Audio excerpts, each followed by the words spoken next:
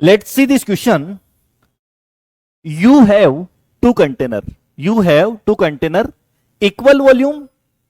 One is full of the helium gas, and other is hold and equal mass nitrogen gas. Both gases have the same pressure.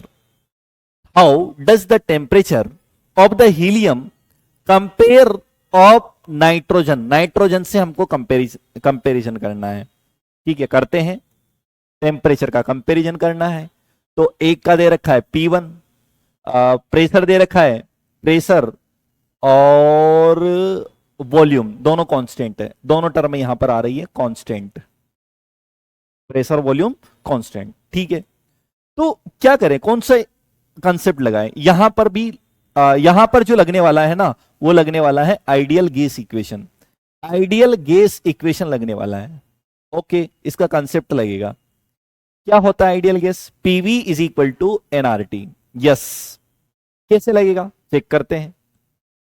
तो देखें, PV is equal to बना NRT. Yes, ये आया NRT. PV is equal to, इसको क्या लिखोगे? Mass upon molar mass into RT. Yes, ऐसे ही होगा, मास अपॉन मोलर मास. ऐसे तो लिखते हो एन को, हाँ ऐसे ही लिखते हैं. तो हम क्या बोल सकते हैं इस केस में?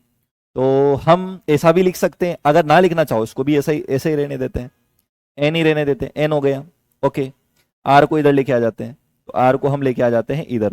तो इधर क्या रह जाएगा अपना? टी रह जाएगा. टी, और ये आर इधर आ गया. अब ये तो पूरी टर्म कांस्टेंट हो गई है. ये क्या हो चुका है? कांस्टेंट. और जब ये कांस्टेंट है तो हम क्या बोल देंगे यहां पर कि N T is equal to हो गया कांस्टेंट. यस, तो temperature inversely proportional of N. जिसका एन ज्यादा उसका टेम्परेचर कम है ना. तो एन निकालते हैं पहले. तो एन किसके लिए निकालेंगे? तो निकालते हैं एन, निकालते हम हीलियम के लिए निकाल लेते हैं पहले. हीलियम के लिए एन निकालते हैं. तो मास अपॉन मोलर मास. तो हीलियम का मोलर मास कितना होता है? हीलियम का मोलर मास कितना होता है? 4, है ना. हम जानते हैं कि इसको लिखेंगे हम molar mass. N is equal to हो जाएगा मास अपॉन मोलर मास. तो ये हो जाएगा, हीलियम के लिए बात करें तो हीलियम के लिए मास अपॉन मोलर मास ये होता है 4. और यही बात अगर अपन किसके लिए करें? नाइट्रोजन की बात कर रहा है.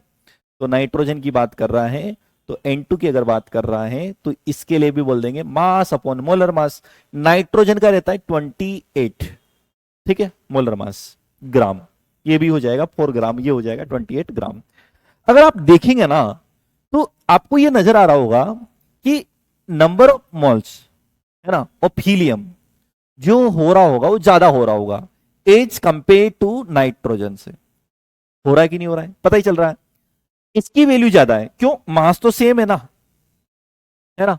बोल रखा है इक्वल मास. ठीक है, मास सेम है, दोनों का मास सेम हो गया. तो नीचे वाली टर्म जिसकी ज्यादा वो छोटा होता है. तो ये छोटा हो गया, बड़ा है तो ये बड़ा हो गया. तो अगर ये बड़ा है तो इसका जो टेम्परेचर होगा वो छोटा होगा.